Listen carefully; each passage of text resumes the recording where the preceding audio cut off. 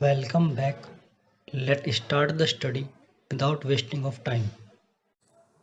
ये हमारे यूनिट 5 जिसका नाम है dimension of oral communication and voice dynamics. तो उसमें हम पढ़ते हैं कि ओरल कम्युनिकेशन की क्या क्या डायमेंशंस हैं, तो वो सब इस बारे में दिया है। तो सबसे पहले हमारे इसमें जो टॉपिक बनता है हमारा है कोड। कोड क्या होता है? जनरली हम सभी जानते हैं कि कोड क्या होता है कि किसी मैसेज को किसी दूसरी फॉर्म में कन्वर्ट करके चेंज कर दिया जाता है, जिससे दूसरा बंदा जिसको उस कोड का तरीका मालूम है कि उसको कैसे पढ़ना है, क्या उसकी स्ट्रक्चर है, क्या उसका एल्गोरिथम है पढ़ने का, वो ही पढ़ सकता है, दूसरा बंदा नहीं पढ़ सकता। तो कोड में be defined as a any group of symbol that can be structured in a way that meaningful to another person. जो कोड है एक ग्रुप ऑफ सिंबल्स होता है जो एक इस तरह से स्ट्रक्चर किया जाता है कि उसका जो मीनिंग है वो दूसरे पर्सन को समझ आ जाए। जैसे सेकंड पॉइंट में like other languages is a code. जैसे अदर लैंग्वेज में भी कोड रहेगा which contains elements that are arrange in meaningful order, जिसके एलिमेंट्स एक मीनिंगफुल ऑर्डर में अरेंज किए होते हैं। A code has a group of elements vocabulary and a set of procedure for combining these elements meaningfully. जो code होता है एक हम कह सकते हैं कि वोकेबलरी होती है एलिमेंट्स की, ग्रुप ऑफ एलिमेंट्स की होती है, वोकेबलरी होती है, जो कि एक प्रोसीजर के अकॉर्डिंग किसी एक स्ट्रक्चर के अकॉर्डिंग अरेंज किया जाता है एक मीनिंगफुल वे में। ठीक है। नेक्स्ट पॉइंट आता है हमारा कंटेंट। कंटेंट क्या होता है? The message that is selected by the source to express its purpose. यानी सोर्स के द्वारा जो मैसेज सिलेक्ट किया जाता है किसी पर्पस के लिए, वो कंटेंट कहलाता है। Content like codes has both element and structure. जो कोड्स होता है उसमें बहुत दोनों चीज़ें होती हैं, एलिमेंट्स भी होते हैं, स्ट्रक्चर भी होती है। When more than one piece of information is to be presented, they should have some order structure। तो आता है कि जब कोई इन्फॉर्मेशन कि कोई एक इन्फॉर्मेशन ज़्यादा इन्फॉर्मेशन प्रेजेंट की जाती है, तो वो सब वो क्या कहलाता है? एक कंटेंट कहलाता है। यानी किसी एक पेपर पे बहुत सारी इन्फॉर्मेशन है, एक इन्फॉर्मेशन है, दो है, तीन है, काफ़ी सारी इन्फॉर्मेशन जो प्रेजेंटेड की जा रही है, उसको हम क्या बोलेंगे? ये एक कंटेंट है। नेक्स्ट आता है इसमें हमारा stimulus. Stimulus and response. Stimulus क्या होता है और रेस्पॉन्स क्या होता है, इसे पढ़िए। A stimulus is a thing that a person can receive through one of his sense. In fact, it is the thing that can be produce a sensation. Stimulus क्या है कि एक ऐसी चीज़ है, ये कह सकते हैं एक सेंसेशन है, जो इंसान अपने सेंस के थ्रू उसको फील कर सकता है, रिसीव कर सकता है। अ thing that can produce sensation, या कोई चीज़ जो सेंसेशन प्रोड्यूस करते हैं। तो उसमें आगे समझ में आएगा। A response is a thing that an individual does as a reaction to the stimulus. और रेस्पॉन्स क्या है? रेस्पॉन्स एक स्टिमुलस का रिप्लाई करना या रिएक्शन करना, वो क्या हमारा रेस्पॉन्स है। आप इसको ऐसे समझिए, जैसे कोई गर्म चीज़ है, ठीक है, हमने उसको टच किया, टच करने के बाद क्या हुआ? हमें सेंसेशन फील हुई, हमें सेंसेशन फील हुई, तो हमने उसको फील किया, तो हमारा वो स्टिमुलस। अब जो हमने वहाँ से फील होने के बाद हमको गर्म लगी, हमने हाथ हटा लिया, तो हमने क्या किया? हमने रेस्पॉन्स दिया, वहाँ से उसको हटा लिया, तो हमारा क्या हो गया? रेस्पॉन्स हो गया। ठीक है। थर्ड केस में stimulus and response are two terms that are frequently used in discussion on the communication process. लेकिन कम्युनिकेशन प्रोसेस में हीट से मतलब नहीं, कम्युनिकेशन प्रोसेस है यहाँ से कि वार्तालाप जो दोनों के बीच हो रही है उससे रिलेटेड है। ठीक है। स्टिमुलस और रेस्पॉन्स जो है दोनों एक टर्म है, बहुत इंपॉर्टेंट टर्म है किसी भी कम्युनिकेशन प्रोसेस के लिए। ठीक है। नेक्स्ट क्वेश्चन आता है इसमें, discuss the process of communication. यानी जो कम्युनिकेशन की प्रोसेस है वो क्या क्या है, उसमें क्या क्या प्रोसेस होते हैं, क्या क्या स्टेप फॉलो होते हैं, तो उसमें देखते हैं। इसमें यहाँ पे दिया है एडिटेशन। एडिशन यानी सेंटर एज आइडिया, यानी आइडिया से रिलेटेड है। फिर एनकोडिंग है, फिर ट्रांसमिशन है, फिर डिकोडिंग है, और फिर फीडबैक है। ठीक है। तो उसमें पढ़ते हैं, process of technical communication consist of 5 stage होती है। तो सबसे पहले दिया हमारे इसमें ideation.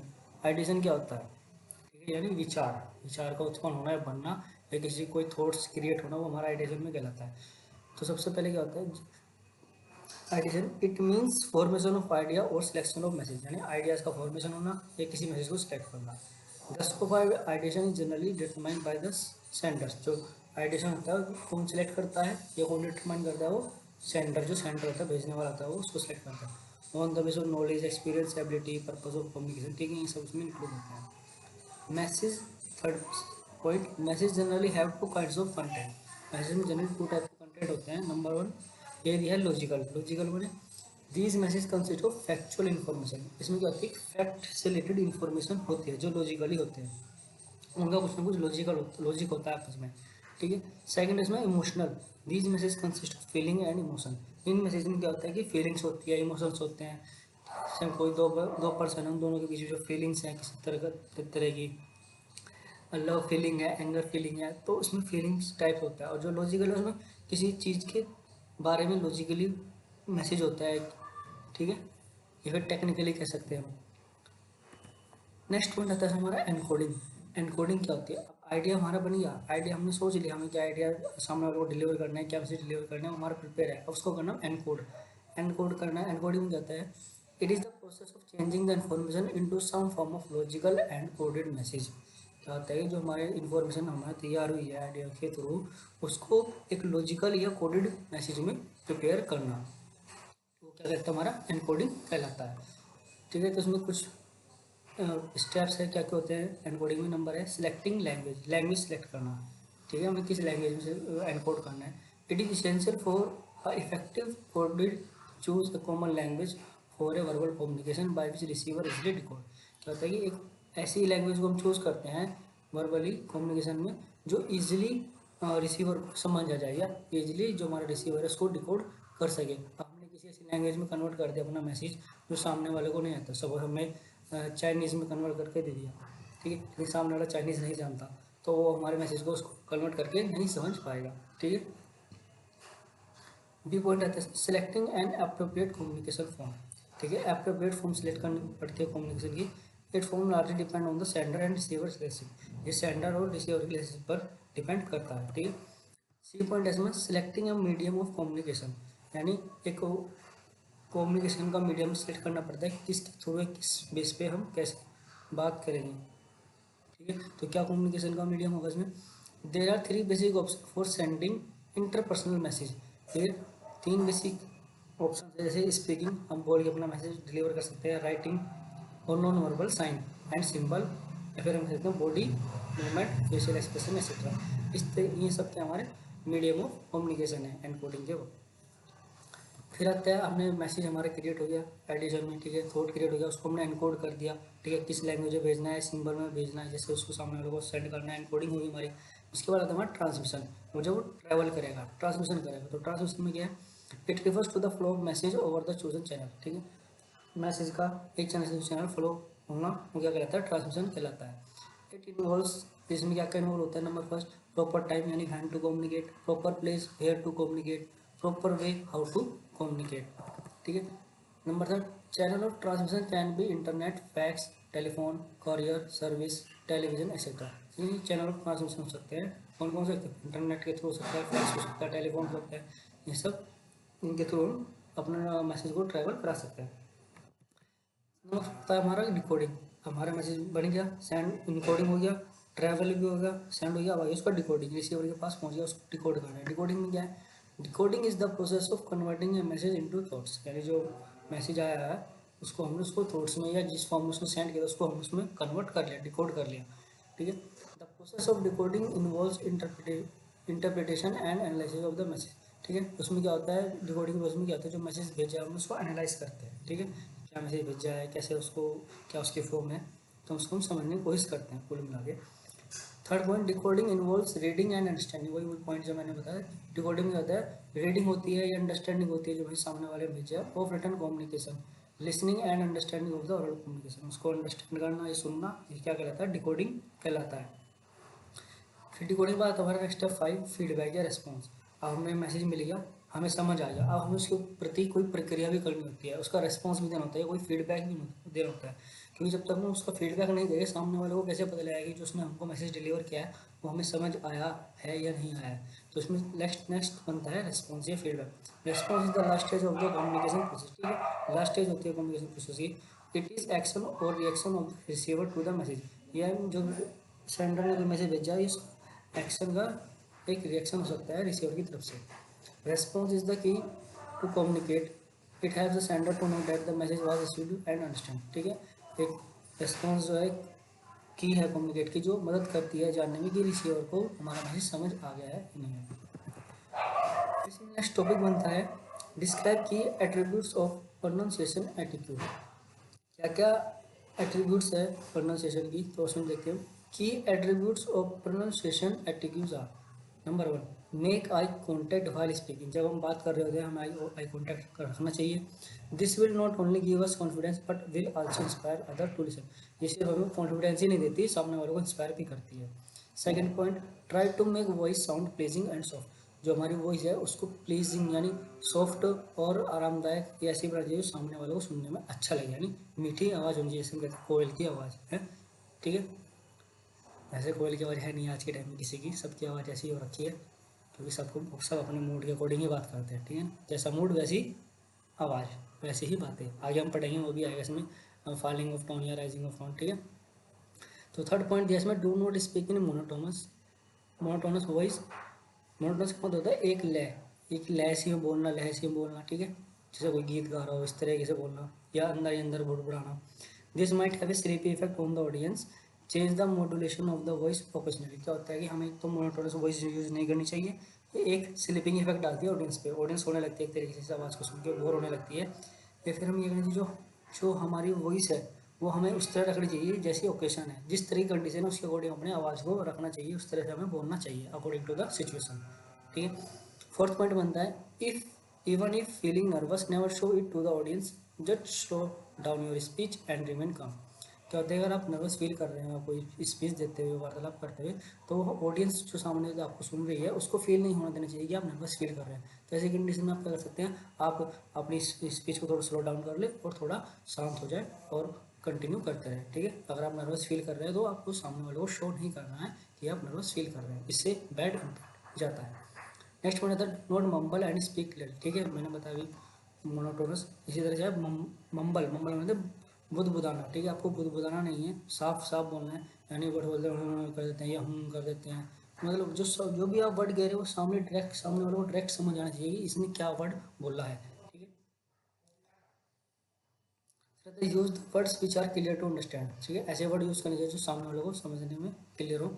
Use proper body language to show interest in the ongoing conversation, ठीक है। स्पीच के दौरान किसी भी कन्वर्सेशन के दौरान आपको अपने बॉडी के मूवमेंट्स को यूज़ करना चाहिए, जिससे सामने वाले का अट्रैक्शन बढ़ता है या सामने वाला आपकी स्पीच में इंटरेस्ट लेता है। नेक्स्ट पॉइंट आता है, at the end of conversation do not forget thanking to all audience for the listening patiently, ठीक है। लास्ट में जब कन्वर्सेशन का आप एंड करने वाले होते हैं तो आप अपनी ऑडियंस का थैंक यू या थैंकफुल करना चाहिए, ठीक है। फिर इसमें आता है सिलेबल, या हम कह सकते हैं write a short on syllable and its types. Syllable क्या होता है, सिलेबल में भी define as a unit of sound pronunciation with one vowel sound and with or without constant sound. Syllable क्या है, एक यूनिट ऑफ साउंड है, sound की एक यूनिट है। विद वन वोवल, एक वोवल से भी हो सकती है वो, या फिर विदाउट और विद कॉन्स्टेंट साउंड भी हो सकती है। आगे समझ में आएगा, पढ़ते हैं इसमें पढ़ो। Syllable is a vowel sound that is produced when pronouncing a word. Syllable एक साउंड है जो प्रोड्यूस होती है जब हम किसी वर्ड को प्रोनाउंस करते हैं। अगर हम कोई वर्ड बोल रहे हैं जो साउंड प्रोड्यूस हो रही है वो एक सिलेबल है। Syllable is a part of word that is pronounced with और अनइंटरप्टेड साउंड। सिलेबल क्या है, वर्ड का वो पार्ट है जो प्रोनाउंस्ड होती है विद वन अनइंटरप्टेड साउंड के साथ। A syllable is a unit of sound which can be pronounced with a single effort of the voice, ठीक है। सिंगल इफेक्ट ऑफ वॉइस के थ्रू ये प्रोड्यूस होता है। Syllable are the way to split word into speech sound. Next point इसमें, words are divided in three types of as per syllable, ठीक है। Words को तीन टाइप्स में डिवाइड किया गया है एज पर सिलेबल। सिलेबल का मतलब क्या है कि कोई हम वर्ड बोल रहे हैं वो सिंगल ही अपना अर्थ प्रोड्यूस कर रहा है या अपना डिफाइन कर रहा है, ठीक है। तो उसमें क्या है, मोनोसिलेबल, मोनोसिलेबिक वर्ड कौन से होते हैं, word with one syllable, for example on, यानी सिंगल सिलेबल के साथ जो वर्ड होते हैं उनको हम मोनोसिलेबिक वर्ड कहते हैं। जैसे इसमें देखिए ऑन एक ही है, एक वोवेल एक कॉन्स्टेंट, ठीक। तो ये क्या है, मोनोसिलेबिक है। Disyllabic word with two syllable, for example up on में क्या है, एक अप है एक ऑन है, तो वो क्या हो गया अप ऑन। वोवेल्स भी है कॉन्स्टेंट, वोवेल्स कॉन्स्टेंट, ठीक। तो ये क्या हो गया हमारा डाइसिलेबिक। फिर हमारा polysyllabic, word with more than two syllables, यानी दो से ज़्यादा सिलेबल्स होते हैं। जैसे एस वाई हो गए, फिर डबल ए एल ए हो गया, फिर बी एल ए हो गया, तो ये S Y plus double L A plus B L E, तो ये क्या होगा हमारा पॉलीसिलेबिक हो गया। नेक्स्ट हमारा वोवेल्स एंड कॉन्सोनेंट, वोवेल्स क्या होते हैं और कॉन्सोनेंट क्या होते हैं, ठीक है, पहले इसमें पढ़ते हैं। वोवेल्स हम जानते हैं इंग्लिश में वोवेल्स और कॉन्सोनेंट होते हैं हमारे। During the production of A vowel sound the air from the lungs come out in unrestricted manner. क्या होता है जब हम वोवेल साउंड को प्रोड्यूस करते हैं, वोवेल्स वर्ड्स बोलते हैं, तो उस समय क्या होती है एयर हमारे लंग्स से बाहर आती है एक अनरिस्ट्रिक्टेड मैनर में, ठीक है। There is no closure of air passage और फ्रिक्शन बिटवीन एनी स्पीच और वर्ड। जब वर्ड्स हम करते हैं तो कोई फ्रिक्शन या कोई क्लोजर पासेज नहीं होता हमारे ऑर्गन्स के बीच में। There are 20 distinct vowels sound in English, ठीक। इस तरह इसमें क्या होता है कि 20 डिस्टिंक्ट वोवेल्स होते हैं इंग्लिश में। These 20 vowels are further classified as pure vowels and diphthong। जो ये 20 vowels हैं इनको क्लासिफाइड किया गया है दो पार्ट में, एक प्योर वोवेल्स और दूसरा डाइफटोंग्स। तो डिफ्टोंग्स क्या होता है, डिफ्टोंग्स होते हैं दो स्वरों का एक उच्चारण, ठीक, यानी दो स्वरों का एक ही, दो वोवेल्स मिलके एक ही उच्चारण कर रहे हैं, किसी एक वर्ड को प्रोड्यूस कर रहे हैं, कोई एक साउंड प्रोड्यूस कर रहे हैं, वर्ड डिफ्टोंग्स कहलाता है। नंबर 4 आता है pure vowels is single sound marked by it's steady quality. अब प्योर वोवेल का एक सिंगल साउंड है जो कि अपनी क्वालिटी के हिसाब से या स्टेडी के हिसाब से है। During the production of A pure vowel it's quality does not change. ठीक है, जब हम प्योर वोवेल को प्रोड्यूस करते हैं, बोलते हैं, तो उसकी क्वालिटी चेंज नहीं होती। In the production of diphthong one sound merge to another. जो डिफ्टोंग होता है तो उसमें क्या होता है कि एक वोवेल की साउंड दूसरे वोवेल के साथ क्या होती है, मर्ज हो जाती है। फॉर एग्जाम्पल दिया I is a pure vowel as in feet. I क्या एक प्योर वोवेल है फीट के अंदर। Whereas A I is a diphthong in a fight. जब फाइट है, फाइट में क्या है, ए आई क्या है, एक डिफ्टोंग है। नेक्स्ट है हमारा कॉन्सोनेंट। कॉन्सोनेंट क्या होता है, while pronouncing consonant the air passage that is either completely और partially closed and the air pass through the speech organ with audible friction. क्या होता है जब कॉन्सोनेंट बोलते हैं उसमें जो एयर पासेज होती है वो तो कंप्लीटली पास होती है, फिर पार्शली क्लोज पास होती है, ठीक है। तो हमारे क्या होते हैं, कॉन्सोनेंट कहलाते हैं। There are 24 distinct consonant English, ठीक है। तो इसमें क्या होता है 24 डिस्टिंक्ट कॉन्सोनेंट होते हैं इंग्लिश में, ठीक है। हमारे हो गए कॉन्सोनेंट, वोवेल्स हो गया, कॉन्सोनेंट हो गया। अब आ जाएगा next point, explain rising tone and falling tone in details. Falling tone क्या होता है, राइजिंग टोन क्या होता है, हमने भी बताया था, तो उसके बारे में देखते हैं, काफ़ी इंटरेस्टिंग है। राइजिंग टोन, टोन से आपको समझ में आ रहा होगा कि सामने वाले बोलने का तरीका, वो किस टोन में बात कर रहा है, तेज चिल्ला के बात कर रहा है या धीरे से बात कर रहा है। तो उसमें दिया first point, tone is movement और level of pitch that is used and it form central part of intonation, ठीक है। टोन क्या है, पिच का मूवमेंट है, लेवल ऑफ पिच का मूवमेंट है, that is used to form the central part of इनेटर, जो कि यूज होता है सेंट्रल पार्ट बनाने के लिए, किसका, इंटोनेटर का। इंटोनेटर का यानी इंटोनेटर मतलब क्या होता है, आवाज़ का उतार और चढ़ाव, ठीक है।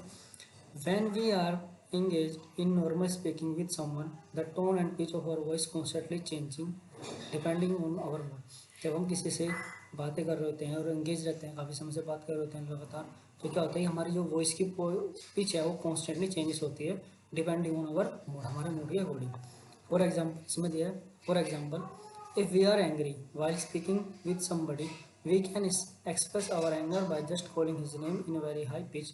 Here is the tone is rising। यदि हम गुस्से में हैं या हमें गुस्सा आ रहा है और हम किसी से बात कर रहे हैं, तो हम सामने वाले को उसके नाम से अगर हम बुलाएंगे तो हम बहुत हाई पिच में बुलाएंगे, चिल्ला कर बुलाएंगे, तो उस समय क्या होगा, हमारी टोन इज राइज, हमारी टोन राइज हो रखी है, ठीक है। ये होगा हमारा राइजिंग टोन। फिर नेक्स्ट एग्जाम्पल इसमें दिया, for example when the speaker is asking A question and genuinely interested in the answer he use rising tone. यदि कोई स्पीकर कुछ क्वेश्चन पूछ रहा है और जेन्युइनली वो उस आंसर जानने में इंटरेस्टेड है, तो वो एक राइजिंग टोन यूज करेगा। जैसे व्हेन आर यू कमिंग, ठीक है, वो इंटरेस्टेड है आंसर में तो वो थोड़ा लाउडली बोलेगा, टोन राइजिंग करके बोलेगा, व्हेन आर यू कमिंग, ठीक। जैसे फिर नेक्स्ट है वेयर आर यू गोइंग, ठीक। फिर है व्हाट इज ही रीडिंग। तो इन तीनों क्वेश्चन में वो इंटरेस्टेड है कि आंसर जानने में कि क्या रिप्लाई आएगा, क्या रिप्लाई है, तो राइजिंग टोन यूज़ करेगा। नेक्स्ट पॉइंट इसमें दिया when the speaker is not interested. अब क्या है, स्पीकर इंटरेस्टेड नहीं है तो the following tone is use, क्या करेगा, फॉलोइंग टोन यूज करेगा। जैसे वेयर आर यू कमिंग, ठीक है, नॉर्मली बोल रहा है where are you coming, when are you going, ठीक, व्हाट इज ही रीडिंग। तो उसको इंटरेस्ट नहीं है, जो वो पूछ रहा है आंसर मिले या ना मिले, तो एक फॉलोइंग टोन यूज करेगा, ठीक है। थर्ड पॉइंट हमारा है when the speaker expect a positive answer the rising tone is used. वही जो भी बताया मैंने, जब पॉजिटिव आंसर चाहिए या पॉजिटिव आंसर एक्सपेक्ट करता है तो राइजिंग टोन यूज़ करता है। जैसे आरंट यू हैप्पी या फिर इज ही रीडिंग, तो एक पॉजिटिव आंसर जानने की कोशिश कर रहा है तो वहाँ पे वो राइजिंग टोन को यूज़ करेगा। फिर नेक्स्ट क्वेश्चन, नेक्स्ट पॉइंट देखिए, if the speaker already knows the answer, यदि स्पीकर आंसर को ऑलरेडी जानता है and now only want to confirm और agreement the following tone is use, और सिर्फ कंफर्म करना चाहता है तो क्या करता है वो फॉलोइंग टोन को यूज़ करता है। जैसे कि आर एन डी, उसको दिखाई दे रहा है वो हैप्पी नहीं है लेकिन फिर भी पूछ रहा है, या फिर उसको पता है आर एन डी हैप्पी, या फिर इज ही रीडिंग दिखाई दे रहा है बढ़ रहा है फिर भी वो पूछ रहा है इज ही रीडिंग, तो क्या फॉलोइंग टोन यूज़ कर रहा है। फिर the rising tone is also used with request, polite statement और व्हेन अपोलाइजिंग। क्या होता है, हम राइजिंग टोन रिक्वेस्ट के लिए भी यूज़ करते हैं या फिर अपोलॉजिंग के लिए यूज़ करते हैं। प्लीज़ कम अगेन, ठीक, I beg your pardon, please take your seat, ठीक है, इसमें भी हम राइजिंग टोन को यूज़ करते हैं। नेक्स्ट आता है हमारा, the rising tone is also used in very simple question such as, simple question में हम राइजिंग टोन का यूज़ करते हैं, जैसे is it, is she, aren't you, hasn't she, ये सब राइजिंग टोन और फॉलिंग टोन के एग्जाम्पल थे। आई होप आपको समझ आएगा कि राइजिंग टोन और फॉलिंग टोन क्या होता है, ठीक है। सिंपल वे में कहें, जब हम लोग तो हम मूड के अकॉर्डिंग अपनी राइजिंग टोन फॉलिंग टोन को हम यूज़ करते हैं, जैसा हमारा मूड है और सिचुएशन को डिपेंड करते हैं। जैसे हमने बताया कि क्वेश्चन में इंटरेस्टेड है या उसका आंसर लेने में इंटरेस्टेड है या इंटरेस्टेड नहीं है, इन सबसे। Read, what are the essential effective speaking, what are the essential of effective speaking, effective speaking में क्या क्या एसेंशियल्स हैं, क्या क्या है इसमें देखते हैं हम। सबसे पहला क्लैरिटी ऑफ पर्पस, अगर हम कोई स्पीक करने जा रहे हैं तो हमें पर्पस पता होना चाहिए, किस पर्पस के लिए जा रहे हैं, क्या पर्पस हमारा वहाँ बोलने का। तो क्या कहते हैं, know whether you want to inform or orient the audience, ठीक है, आपको पता होना चाहिए आप किस पर्पस के लिए, आपको जो ऑडियंस है उसको इन्फॉर्म करना है कोई या फिर एंटरटेन करना है, ठीक है, आपको पता होना चाहिए आपको पर्पस क्या है वहाँ पे स्पीच देने का। नेक्स्ट है अबाउट ऑडियंस, आपको ऑडियंस के बारे में पता होना चाहिए। Find about who will be your audience, their background age and gender, education status, interest, यानी आपको पता होना चाहिए जो आपकी ऑडियंस है वो किस बैकग्राउंड से है, उसका एज क्या है, जेंडर क्या है, जो सामने ऑडियंस बैठे किस एजुकेशन लेवल की ऑडियंस है, उसका स्टेटस क्या है, उनका इंटरेस्ट किस चीज़ में है, आपको पता होना चाहिए आपके ऑडियंस के बारे में। नेक्स्ट है फैमिलिटी विद लोकेशन, आप जो लोकेशन है वहाँ की आपको उसके साथ फैमिलियर होना पड़ेगा। Know where you need to deliver the speech, the audio equipment, the position of lecturer, lightning etcetera, यानी जो आपकी स्पीच देने की पोजीशन है आपको साथ फैमिलियर होना पड़ेगा। आपको पता होना चाहिए कि मैं यहाँ पे लेक्चर दूंगा, यहाँ पे मेरा माइक है, यहाँ पे मेरी चीज़ है, उन सब चीज़ से आपको पहले ही फैमिलियर हो जाना चाहिए ताकि आपको कोई दिक्कत ना आए। Collection and selection of contact, ठीक है, यानी जो आपका कॉन्टैक्ट आप बोलने वाले हो उसको सिलेक्ट करना या कलेक्शन करना। Collect much material as possible for your topic and select the topic according to the time given, यानी आपको अपने टॉपिक के अकॉर्डिंग मटेरियल सेलेक्ट कर लेना चाहिए और उस टॉपिक को इस तरह सेलेक्ट करना चाहिए कि जो आपको गिवन टाइम दिया उसके अकॉर्डिंग वो कंप्लीट हो सके। नेक्स्ट है इसमें आउटलाइनिंग फ्रेम टॉपिक्स, यानी जो सब टॉपिक्स ऑफ योर स्पीच, यानी जो आपका टॉपिक है उसमें से आपको मेन जो पॉइंट है, सब टॉपिक्स हैं या टॉपिक्स हैं उनको आउटलाइन कर लेना चाहिए। नेक्स्ट हमारा ऑर्गेनाइजेशन ऑफ द कंटेंट, यानी इंट्रोडक्शन, मेन बॉडी, कंक्लूजन, ठीक है, आपको जो ऑर्गेनाइजेशन है आपकी उसका कंटेंट की प्रिपरेशन करनी चाहिए, आपको अपना इंट्रोडक्शन देना है, अपनी ऑर्गेनाइजेशन का इंट्रोडक्शन देना है या मेन बॉडी बताना है, फिर लास्ट में कंक्लूजन, ये सब होना चाहिए। फिर है नेक्स्ट पॉइंट हमारा effective use of body language, voice and visual aids, क्या करना है आपको अपने बॉडी लैंग्वेज के इफेक्ट्स भी यूज़ करने हैं, वॉइस भी यूज़ करनी है एक अच्छा इम्पैक्ट देने के लिए, ठीक है। बहुत से वॉइस क्या करते हैं कि बॉडी के एक्सप्रेशंस नहीं देते, ये कहते हैं हम हैंड मूवमेंट्स नहीं करते या कुछ समझाते समय कोई ऐसे रिएक्शंस नहीं देते, तो बहुत जरूरी होते हैं बॉडी लैंग्वेज। फिर आता है describe guidelines that enhance the flow of fluency in English, ठीक है, ऐसी गाइडलाइंस बताइए जिससे आप अपने इंग्लिश की फ्लुएंसी बढ़ा सकते हैं, ठीक है, तो आपको जनरली पता ही होगा लेकिन फिर भी बता देता हूँ। तो इसमें क्या है कि writing personal diary in English, आपको अपनी एक पर्सनल डायरी लिखनी है इंग्लिश में, जो कोई नहीं लिखता, ठीक है ना, सिंपल सी बात है, कोई नहीं लिखता, क्यों सोचता है छोड़ क्या करना लिख के, कोई पढ़ लेगा, लेकिन आप लिख सकते हो, आपको लिखना चाहिए। आप अपनी कोडेड लैंग्वेज में भी लिख सकते हो कि ऐसे कोडेड बना के लिखिए कि आप उन्हें समझ सकें, लेकिन इतना समय किसी के पास नहीं है। तो नेक्स्ट पॉइंट है हमारा read material written in good English, आपको वो मटेरियल पढ़ना चाहिए जो अच्छी इंग्लिश में लिखे हों। Third, expand vocabulary by learning at least 5 word per day along with their meaning and usages, ठीक है, आपको अपनी वोकैबुलरी एक्सपेंड करनी चाहिए, एटलीस्ट दिन में कम से कम 5 वर्ड ऐसे पढ़ने चाहिए जो आपके डेली लाइफ में यूजेज होते हैं, और विद देयर मीनिंग, और मीनिंग के साथ भी। फोर्थ पॉइंट हमारा practice correct pronunciation, accent and tone to make the speech impressive. ठीक है, आपको अपने प्रोनाउंसिएशन की प्रैक्टिस करनी चाहिए, ठीक है, ताकि आप अच्छे इंप्रेस दे सके बोलते समय।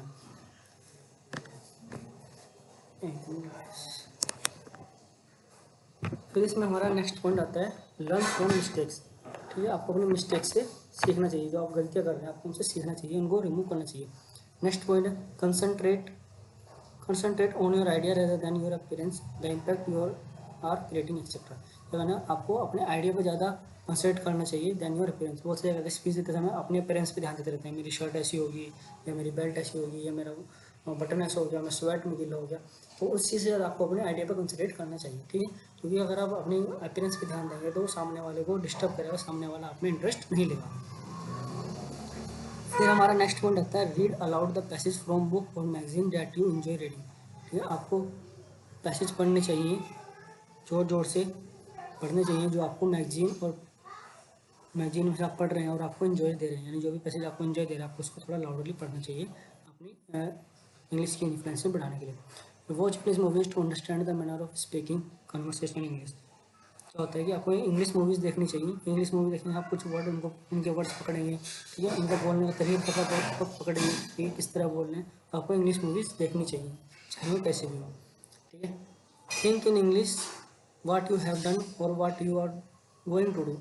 आपने क्या किया है और आप क्या करने जा रहे हैं उसको इंग्लिश में सोचना चाहिए और बोलना भी चाहिए। Practice your speaking skill in small talks on whether, games, hobbies, current affairs etcetera with your friends और कॉन्फ्रेंड्स। अपने यार दोस्तों के साथ में आपको इंग्लिश की प्रैक्टिस करनी चाहिए। टॉपिक हो सकते हैं, गेम्स हो सकता है, हॉबीज हो सकते हैं, करंट अफेयर में आप बातें कर सकते हैं अपने फ्रेंड के साथ। लेकिन ऐसा कोई करता नहीं है, और करते हैं तो बोलते हैं हाँ आज ही सीखेगा इंग्लिश, अंग्रेज हो रहा है। अगर हम कोशिश भी करते हैं तो हम ज़्यादा देर नहीं कर पाते हैं, तो हमको ये हैबिट डालनी चाहिए। हम अपने यार दोस्तों के साथ कभी बातें करें फ्रेंड्स के साथ, तो हमें कोशिश करनी है हम इंग्लिश में कर सकते, ज़्यादा नहीं थोड़ी बात देर कर सकते हैं। Believe in what you are speaking, सबसे मेन और इम्पोर्टेंट पॉइंट मैं यही मानता हूँ, believe in what you are speaking. जो आप बोल रहे हैं उसमें बिलीव करिए, आप सही बोल रहे हैं, आप कुछ भी बोल रहे हैं आप सही बोल रहे हैं। अगर आप सोचेंगे कि मैंने ये गलत बोल दिया, क्यों बोल दिया, तो आप डिस्ट्रैक्ट हो जाओगे और आप बोल नहीं पाओगे। तो हमेशा बिलीव रखना चाहिए कि आप जो भी बोल रहे हैं वो सही ही बोल रहे हैं। ठीक है, नेक्स्ट पॉइंट बनता है इसमें explain various dimension of speech. Speech के वेरियस डायमेंशन, क्या डायमेंशंस होते हैं पढ़ते हैं। Various dimension of speech are, सबसे फर्स्ट आता है हमारा एसेंट। एसेंट बोल रहे हैं, हम बोल रहे हैं वे ऑफ प्रोनाउंसिएशन। यदि हम कोई भी प्रोनाउंसिएशन कर रहे हैं, यदि हम कोई वर्ड बोल रहे हैं तो उसका बोलने का तरीका। सपोज करें कोई एक पर्सन है जो यूपी का है, एक पर्सन है हरियाणा का, ठीक है, अगर आप उनको कुछ वर्ड्स बोलने के लिए देंगे, दोनों को सेम, दोनों यही बोलेंगे, लेकिन उनके साथ उनकी जो बैकग्राउंड की टच है, जिस लोकेशन से बिलोंग करते हैं, वो आपको समझ आएगी, आपको दिखाई देगी, दोनों में डिफरेंस दिखाई देगा कि ये हरियाणा वाला जिस वर्ड को बोल रहा है उसके साथ में अलग टोन टच है, उसके हरियाणा की यूपी वाले के साथ अलग टोन टच है, कोई बिहार का उसके साथ में बिहार की टच होगा, टोन टच हो। जैसे बिहार हमारे यहाँ एक वर्ड बता रहा हूँ मैं, जैसे लेटर है हमारा एल, तो मैं एल को एल नहीं बोलते, ले बोलते हैं, ले, इल, इल बोलते हैं, एल को एल नहीं इल बोलते हैं, इल। तो ये सब उनकी रीजन के अकॉर्डिंग, या फिर हम कह सकते हैं उनके जिस स्टेट से बिलोंग करते हैं उसके अकॉर्डिंग प्रोनाउंसिएशन इफेक्ट होती है। तो सबसे पहला पॉइंट हमारा जो एसेंट है वो यही है, accent is the way pronouncing of the word of a language that show the person belong to which country. ये शो करते हैं कि पर्सन किस कंट्री से बिलोंग करता है। आप कंट्री का भी आइडिया लगा सकते हैं, हमारे यहाँ के इंग्लिश जो बोलते हैं और फिर जो अदर कंट्रीज़ हैं, आप अमेरिका यूएसए इंग्लिश बोलते हैं, उसमें डिफरेंस देख सकते हैं, कितनी फ्लुएंट बोलते हैं, वर्ड्स को कैसे यूज़ करते हैं, कैसे प्रोनाउंस करते हैं और हम कैसे प्रोनाउंस करते हैं, तो डिफरेंस हमारे यहाँ आ जाता है। The reason to which we belong affect our accent, ठीक है, जिस इफेक्ट रीजन से बिलोंग करते हो हमारा एसेंट को अफेक्ट करता है। Third point, it is an important factor whether English our first language or second. ठीक है, ये भी एक बहुत इंपॉर्टेंट फैक्टर है जो इफेक्ट करता है कि हमारी इंग्लिश फर्स्ट लैंग्वेज है या फिर सेकंड लैंग्वेज है। ठीक है, नेक्स्ट पॉइंट हमारा पिचेस। अब पिचेस क्या होती है, ये कहते हैं पिच, पिच यानी लाउड। लाउड क्या होता है, pitch is a property of sound that allow the ordering of sound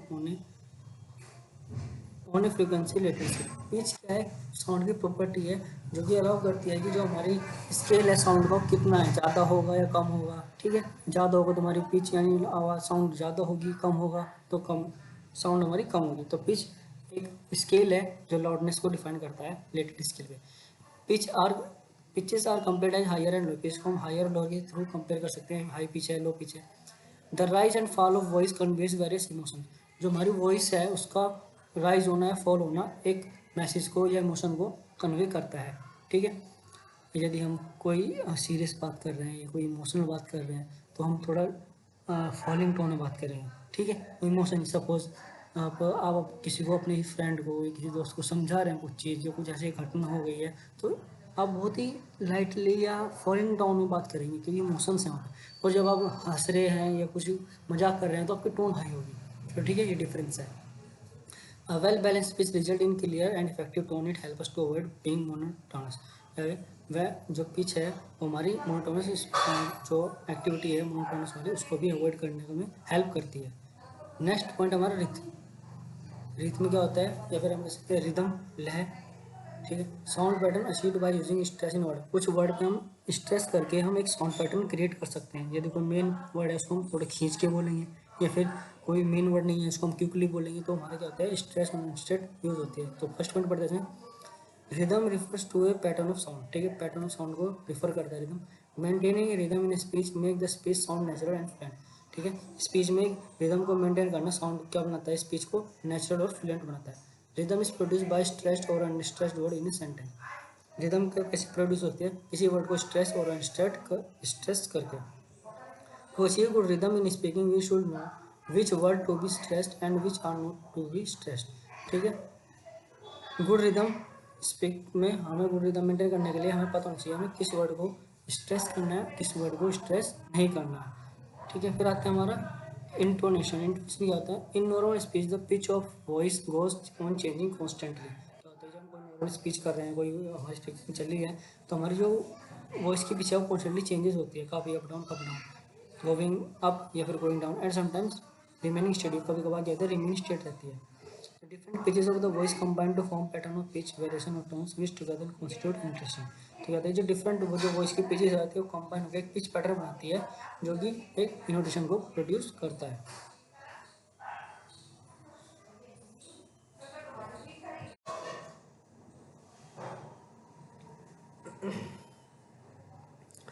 next question rise होता है हमारा, describe different modes of speech delivery, right it's advantage and disadvantage. यानी स्पीच को deliver करने क्या क्या मोड्स हैं, अगर हम कोई स्पीच दे रहे हैं तो उसके क्या क्या मोड्स हैं देने के, क्या क्या डिलीवरी मोड्स होते हैं स्पीच के। तो फर्स्ट पढ़ते हैं एक्सटेम्पोरनेस। एक्सटेम्पोरनेस क्या होता है, when speaking extempore we must prepare the note beforehand and rehearse for our presentation. क्या होता है, हम छोटा सा कार्ड लेते हैं, कार्ड रख लेते हैं अपने पास, उस पर कुछ नोट्स बना लेते हैं और उसको हम उसके हम रिहर्सल करते हैं और फिर प्रेजेंटेशन देते हैं। There is no need to learn every word and line by rote. हमको सारे वर्ड्स लाइन बाय लाइन या फिर रूट के अकॉर्डिंग पढ़ने याद रखने की जरूरत नहीं होती। Our presentation will be sound quite spontaneous to audience because we speak after preparation. जो हम प्रेजेंटेशन देते हैं वो हमारी ऑडियंस के लिए बहुत ही अच्छी होती है, या वो कह सकते हैं हम बहुत ही आसानी से समझ आ जाती है, क्योंकि हम काफ़ी प्रिपरेशन करने के बाद हम अपनी प्रेजेंटेशन दे रहे होते हैं। This is the result of careful planning and exact practice where we collect a material and organise it carefully, ठीक है। इसके हिसाब से हम क्या कर सकते हैं, एक अपना अच्छे से मटेरियल को क्रिएट कर सकते हैं और सभी पॉइंट्स को हम अपने ऑडियंस को बता सकते हैं बिना किसी प्रॉब्लम के। तो कुल में आगे हम एक्सटेम्पोरनेस में कहेंगे कि हमें कोई अगर स्पीच देनी है तो हम स्पीच को सारी याद ना करके या पूरी प्रॉपर नोट ना बना के हम मेन टॉपिक के पॉइंट्स बना लेते हैं कार्ड्स पर। हम कार्ड्स पर लिख लेते हैं, जैसे कि आप देखते हैं कोई इंटरव्यू लेते हैं तो एक छोटा सा कार्ड रखता है, उस पर कुछ मेन पॉइंट लिखे रहते हैं, उसको पढ़ने के बाद ही वो पूरा पॉइंट सामने से पूरा क्वेश्चन पुट अप कर लेता है। तो इस तरह से हम अपनी स्पीच डिलीवर करते हैं, ठीक है। नेक्स्ट आता है इसमें एडवांटेजेस ऑफ एक्सटेम्पोरनेस मोड। इसके एडवांटेजेस क्या होते हैं, extemporaneous mode present the theme in the best possible structure. हम किसी थीम को बहुत ही अच्छे तरीके से प्रेजेंट कर सकते हैं, फर्स्ट पॉइंट। सेकंड पॉइंट क्या है, through preparation on our part make us feel secure and we carry out our responsibility with great assurance. क्या होता है कि हम ये काम बहुत ही ज़्यादा प्रिपरेशन करने के बाद करते हैं, हम पहले कार्ड वार्ड बना लेते हैं फिर प्रिपरेशन करते हैं। तो क्या होता है, हमने प्रिपरेशन करके इसको स्पीच को दिया है तो हम फील सिक्योर फील करते हैं और एक हम अच्छी, ये कह सकते हैं हम अच्छा रोल प्ले करते हैं at the time of speech delivery. फिर extemporaneous mode help for appropriate selection of quotation, illustration and statics. ठीक है, इसके थ्रू हम अच्छे से अपने कोई क्वोटेशन को एंड कोट्स को सिलेक्ट कर सकते हैं या कोई स्टैटिक्स डाटा को भी सिलेक्ट कर सकते हैं अपनी स्पीच डिलीवर करने के लिए। नेक्स्ट आता है डिसएडवांटेज ऑफ एक्सटेम्पोरेनियस। इसकी डिसएडवांटेजेस क्या होती हैं? एक मिनट,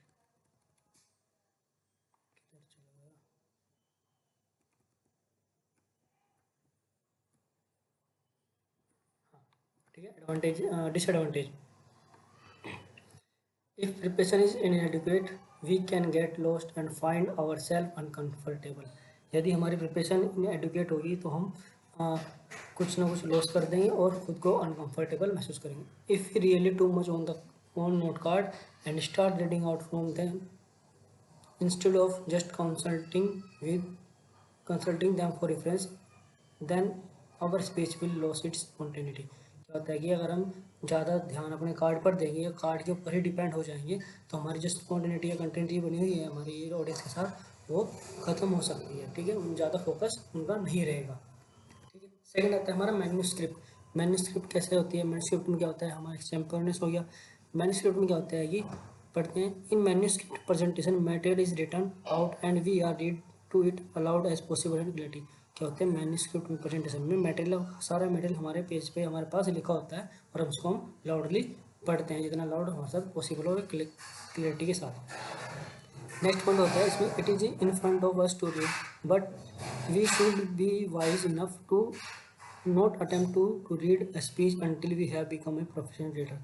क्या है कि हमारे पास वो मटेरियल तो है, ठीक है, हमको पढ़ना है, वहाँ जाके देख के सारा जगह तो पढ़ना है, लेकिन हमें इतना कैपेबल होना चाहिए कि उसको पढ़ने से पहले हम कई बार प्रैक्टिस कर लें। जब तक हम उसको परफेक्ट नहीं बन जाते हमको वो डायरेक्ट वहाँ पे जाके नहीं पढ़ना चाहिए, हमको उसमें डायरेक्ट स्पीच नहीं देनी चाहिए।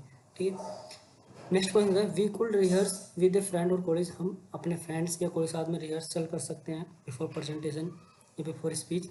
For effective use of this mode we should have gone through the material several time beforehand till we become familiar with the text. ठीक है, ये कहना मतलब है कि हमें ज़्यादा से ज़्यादा प्रैक्टिस करनी चाहिए इस मटेरियल के साथ में जब तक हम साथ फैमिलियर ना हो जाए। ठीक है, इतनी बार प्रैक्टिस करनी चाहिए स्पीच देने से पहले कि हमारे साथ फैमिलियर ना हो जाए, जो उसमें टेक्स्ट लिखा है उसके साथ हम फैमिलियर ना हो जाए। ये हम कह सकते हैं कि हमें टिप्स पे ना पता हो कि हमारा नेक्स्ट पॉइंट क्या होगा। अब नेक्स्ट पॉइंट क्या होगा?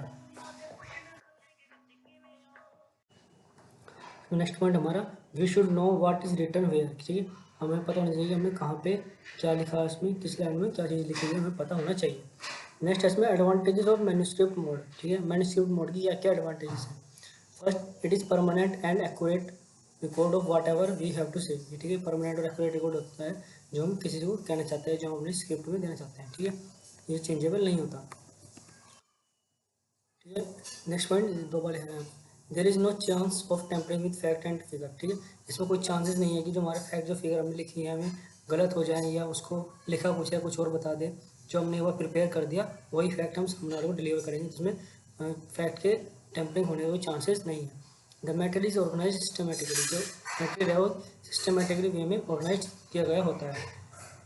फोर्थ पॉइंट है, language get polish because we can write and rewrite the material until we feel satisfied on all counts। क्योंकि जो उसके अंदर मटेरियल है उसको हम दोबारा राइट और रीराइट कर सकते हैं। ठीक है, जब तक हम सेटिस्फाइड ना हो जाएं कि जो मटेरियल लिखा है हमने वो सही है नहीं। ठीक है, उसको राइट रीराइट करके चेंज कर सकते हैं। Disadvantage of manuscript mode. अब इसकी मैन्यूस्क्रिप्ट मोड की डिसएडवांटेजेस क्या है? As we will be reading from the manuscript we get less time for making proper eye contact. जैसे कि हमें पता है जब हम मैन्यूस्क्रिप्ट रीड करते हैं तो हमें कम से कम समय मिलता है कि हम ऑडियंस के साथ आई कॉन्टैक्ट कर सके, तो ऑडियंस के साथ हमारा आई कॉन्टैक्ट कम हो जाता है। Second point, while we are reading we can not talk to the audience. जब हम पढ़ रहे होते हैं हम ऑडियंस से बात नहीं कर सकते, क्योंकि हम मैन्यूस्क्रिप्ट रीड कर रहे हैं उस समय हम ऑडियंस से किसी तरह की कोई बातचीत नहीं कर सकते। There is not much scope either for non verbal communication. और नॉन वर्बल कम्युनिकेशन का भी स्कोप बहुत कम हो जाता है, काफ़ी कम हद तक हम नॉन वर्बल कम्युनिकेशन नहीं कर पाते। फिर आता है इसमें हमारा इम्प्रॉम्प्टू। अब इम्प्रॉम्प्टू में क्या आता है? Impromptu mode is used when we have to deliver an informal speech without preparation. Impromptu क्या है कि हम इनफॉर्मल स्पीच देते हैं बिना प्रिपरेशन के लिए, बिना प्रिपरेशन किए हुए, यानी बिना प्रिपरेशन के लिए कोई स्पीच देने जा रहे हैं, वो हमारी इम्प्रॉम्प्टू कहलाएगी। For example at a formal dinner party we may be invited to deliver a vote of thanks, यानी हमें कोई फॉर्मल पार्टी ऑर्गेनाइज की गई है और वहाँ पे हम जो वोटर्स हैं हम उसको थैंक्स कर रहे हैं, ठीक है। Do not panic and bumble something in mathematical way, unmethodical way. तो होता है कि इसमें हम किसी तरह से पैनिक नहीं होते कि किसी कंडीशन के, या अगर हमने कोई थोड़ा गलत बोल दिया या किसी चीज़ की वो बात की हम सही नहीं कर पा रहे हैं, तो ये बहुत ही सिंपल होती है, क्योंकि हम इसमें जो स्पीच दे रहे हैं हम बिना प्रिपरेशन के दे रहे हैं, हम दो जो हमारे मन के विचार हैं हम कुछ भी स्पीच डिलीवर कर सकते हैं। कोई हम बाउंडेड नहीं है कि जो हमारे पास मैन्युस्क्रिप्ट है हमें वही बोलना है, ठीक है, जो हम प्रिपरेशन करके आए हैं वही बोलना है। तो whatever you want to say we want to say we can say to the audience, ठीक है। नेक्स्ट पढ़े instead of it calm state the topic and the preview points we have to make it. Next point में fifth point है at the end tell a in a short summarise topic and the topic with smile. क्या होता है last में जो topic है उसको एक समराइज के साथ टॉपिक को एंड कर देना चाहिए कि स्माइल के साथ में। Be as a brief as possible during impromptu presentation, ठीक है, जितने ज़्यादा होते हैं उसको हम ब्रीफ कर सकते हैं इम्प्रॉम्प्टू प्रेजेंटेशन, क्योंकि हमारे पास कोई टाइम लिमिट नहीं है, कोई स्पेसिफिक नहीं है कि हमें इतनी डाटा बताना है, इतनी डिटेल सामने वालों डिलीवर करनी है। तो एक तरीके से ये बहुत ही सिंपल और ईजी होता है इम्प्रॉम्प्टू मेथड, ठीक है। ये मेथड बिना प्रिपरेशन के लिए होता है, बिना प्रिपरेशन कर ही स्पीच को दिया जाता है। इसमें एडवांटेज ऑफ इम्प्रॉम्प्टू मोड, इसकी क्या क्या एडवांटेज है। We look very natural because we do not get enough time to take any elaborate preparation.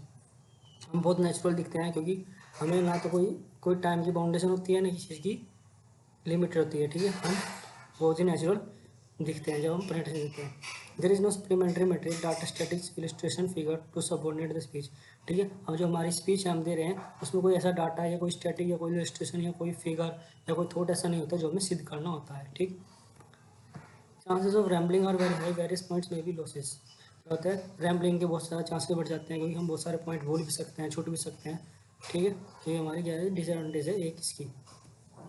Next और लास्ट पॉइंट बनता है इसमें हमारा मेमोराइजेशन। मेमोराइजेशन क्या होता है, this method of presentation is very difficult for most people, ठीक है। मेमोराइजेशन है कि बहुत ही मोस्ट डिफिकल्ट प्रेजेंटेशन होता है कुछ लोगों के लिए, क्योंकि हमें जो स्पीच डिलीवर करनी होती है हमें याद रखनी होती है कि हम सामने जो स्पीच डिलीवर करने जा रहे हैं वो हमें पहले ही याद करनी होती है, तो ये बहुत ही डिफिकल्ट होता है। Probably only a handful of we can actually memorise on entire speech, एक मुट्ठी भर ही हम कुछ ही याद रख पाते हैं कि जो हम स्पीच देने जा रहे हैं कुछ ही हमारे याद रह पाता है, ठीक है। ये एक प्रॉब्लम है। Usually we memorise only the main part and are in the habit of writing keywords on card to help us out through the actual presentation. तो क्या करते हैं हम इसमें भी हमें छोटे छोटे कार्ड बना लेते हैं, कुछ पॉइंट्स लिख लेते हैं जो हमें हेल्प करते हैं याद करने में कि हमारा डाटा में आगे हमें क्या बोलना है क्या लिखना है, ठीक है। This type of delivering stands somewhere between extemporaneous and manuscript presentation. इस तरह की जो डिलीवरी मैसेज है वो कहाँ पे स्टैंड करता है, वो एक एक्सटेम्पोर्नेस और मैन्युस्क्रिप्ट के बीच में स्टैंड करता है मेमोराइजेशन, ठीक है। एडवांटेज ऑफ मेमोराइजेशन मोड क्या क्या एडवांटेज है। Number first, it is very easy for such speaker to maintain an eye contact with the audience throughout the presentation. क्या होता है कि मेमोराइजेशन वाला जो मोड है हमारा प्रेजेंटेशन करने का, उसके दौरान हम अपनी ऑडियंस से इजीली आई कांटेक्ट कर सकते हैं, क्योंकि हमारे पास कोई डाटा नहीं है जो हमें देख के बोला, हमें याद है, हमारे माइंड में है, हम तो बोलते समय या स्पीच डिलीवर करते समय हम अपनी ऑडियंस से आई कांटेक्ट कर सकते हैं। नेक्स्ट पॉइंट इसमें the speaker can easily move and make use of appropriate non verbal communication to add extra value of the speech. क्या है कि जब हम कन्वर्सेशन कर रहे हैं हम इजीली इसमें नॉन वर्बल कम्युनिकेशन कर सकते हैं, अपने गेस्चर शो कर सकते हैं, मूवमेंट्स कर सकते हैं, ठीक है, hand movements, eye contact, smiling face, हम ये सब इसमें कर सकते हैं, जो कि एक बहुत ही गुड इफेक्ट करता है स्पीच पे। हम कुछ एक्स्ट्रा वैल्यू भी ऐड कर सकते हैं अपने नॉन वर्बल कम्युनिकेशन के through. Next point, it is possible to finish the speech in allowed time, ठीक है, जो अलोव टाइम है उसके दौरान हम स्पीच को फिनिश भी कर सकते हैं। फिर आता हमारा डिसएडवांटेज ऑफ मेमोराइजेशन मोड, ठीक है, इसकी डिसएडवांटेज क्या है। Number first, memorisation require too much of time, ठीक है, मेमोराइजेशन के लिए बहुत समय चाहिए। Number two, there are chances of making it dull and monotonous presentation because we go exactly by whatever we have memorise, ठीक है। इसमें मोनोटोनस प्रेजेंटेशन के चांसेस होते हैं, ठीक है, डाटा डल हो सकता है क्योंकि हम वही बोलने जा रहे हैं जो हमारे याद हैं, जो हम बोल भी सकते हैं और विचल भी सकते हैं, ठीक है। Third point, no flexibility or adaptation is possible during the speech, ठीक है।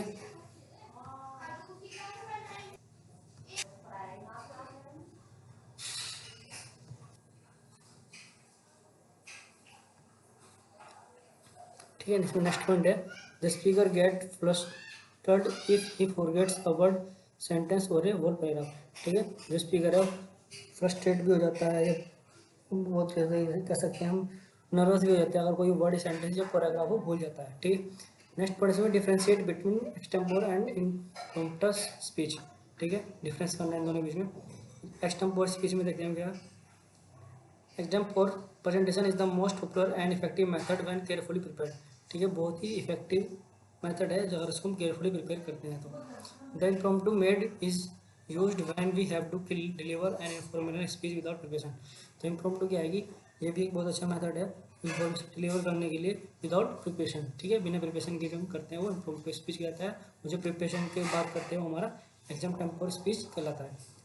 नेक्स्ट पॉइंट देखते हैं इसमें, so preparation on our part make us feel secure and we carry out our responsibility with great assurance। ठीक है, preparation के through हम क्या करते हैं, हम एक सिक्योर फील करते हैं और हमारी जो रिस्पॉन्सिबिलिटी है उसको बहुत अच्छे से निभा पाते हैं। इसमें नेक्स्ट पॉइंट क्या बनता है, इम्प्रॉम्प्ट में we get a chance to express our thought in respective of what others think or say about the particular topic.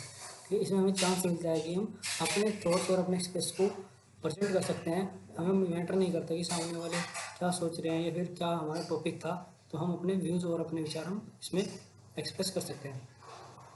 Extempore made presentation the theme in the best possible structure way. इसमें क्या है कि जो theme है उसको हम बहुत ही structure वे में प्रेजेंट कर सकते हैं और शो कर सकते हैं। इसमें क्या है, we look very natural because इसमें हम बहुत नेचुरल दिखा देते हैं, because we do not get enough time to make any elaborate preparation. हमारे पास इतना समय नहीं होता कि हम कोई इलेबरेट प्रिपरेशन बनाएं, तो हम बहुत ही नेचुरल दिखते हैं। जो वट एवर जो हमारे माइंड में आ रहा है हम वो वहाँ पे बोले जा रहे हैं, जो भी हमारा स्पीच है। It enables one to move freely with ease। ठीक है, we are spontaneous as we what we feel not what we ought to say। ठीक है, ये हमारे दोनों में डिफरेंसेस थे। नेक्स्ट पॉइंट है इसमें, what is importance of speech in personality. ठीक है, पर्सनैलिटी में क्या क्या इम्पोर्टेंस है स्पीच की।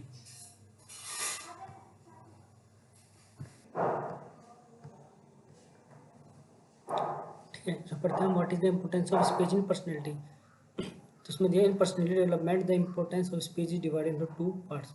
ठीक है, दो पार्ट्स में डिवाइड किया गया है। फर्स्ट पढ़ते हैं इसमें, gaining positive perception gaining positive perception from others. ठीक है, दूसरे से पॉजिटिव परसेप्शन लेना है, गेन करना। ह्यूमन जज अदर बाय व्हाट दे सी। जो वे ह्यूमन की जो एक टेंडेंसी है, जो वे देखते हैं, जैसा सामने वाला देखते हैं उसी हिसाब से उसको जज कर लेते हैं कि इसका नेचर कैसा है, ये कैसा ये व्यक्ति है। तो सेकंड पॉइंट है, we can easily have our own perception on what is going around us. ठीक है, जो हमारे चारों तरफ चल रहा है हमारे उसके प्रति एक परसेप्शन हो जाती है कि यहाँ पे क्या चल रहा है, किस तरह का वातावरण है, क्या कंडीशन है, हम जो हम देखते हैं उसके अकॉर्डिंग हम एक धारणा बना लेते हैं। ठीक है, ये इसमें नेक्स्ट पॉइंट देखते हैं इसमें, this is one of the reason why speech is very important in personality development. ठीक है, इसलिए ये बहुत इंपॉर्टेंट है कि पर्सनैलिटी में स्पीच इतना इंपॉर्टेंट क्यों रखती है। If we are careful with our speech whatever formal और informal, we can give a positive reception from others colleagues and our superiors. ठीक है, गेन अगर हम कोई स्पीच दे रहे हैं और ध्यानपूर्वक दे रहे हैं, चाहे वो फॉर्मल हो चाहे इनफॉर्मल हो, तो क्या होता है कि जो हमारे सुपीरियर हैं, कलीग्स हैं, उनसे हमें पॉजिटिव रिजल्ट गेन होता है। ठीक है, अगर हमें अपनी स्पीच को एक केयरफुल मैनर वे में तरीके से ढंग तरीके से दे रहे हैं तो। If we are using negative words people think we have bad personality. यदि हम अपनी स्पीच के दौरान नेगेटिव वर्ड्स या कोई भी ऐसी रॉन्ग वर्ड्स यूज़ करते हैं तो हमारी पर्सनैलिटी को इफ़ेक्ट करता है, जिससे पीपल सोचते हैं कि हमारी पर्सनैलिटी गलत है या बैड पर्सनैलिटी हमारी। नेक्स्ट है putting your thought and idea through oral expression in communication. इसमें क्या है, it is very difficult to express idea and thought what we want to say. ये बहुत ही डिफिकल्ट हो जाता है कि ज़्यादातर क्या होता है जो हम कहना चाहते हैं वो हम कह नहीं पाते। ठीक है, हमारे अपने आइडियाज़ जो इंटरनल आइडियाज़ थॉट्स हैं वो हम एक्सप्रेस कर नहीं पाते। If we hesitate to speak and fear to wrong जज बाय समवन, यदि हम बोलने से डरेंगे या हम फियर फील करेंगे स्पीच देते समय और ये सोचेंगे अगर हम गलत स्पीच देंगे सामने वाला हमें रॉन्ग जज कर लेगा, और if we are too shy then it will really too difficult for us to develop our personality.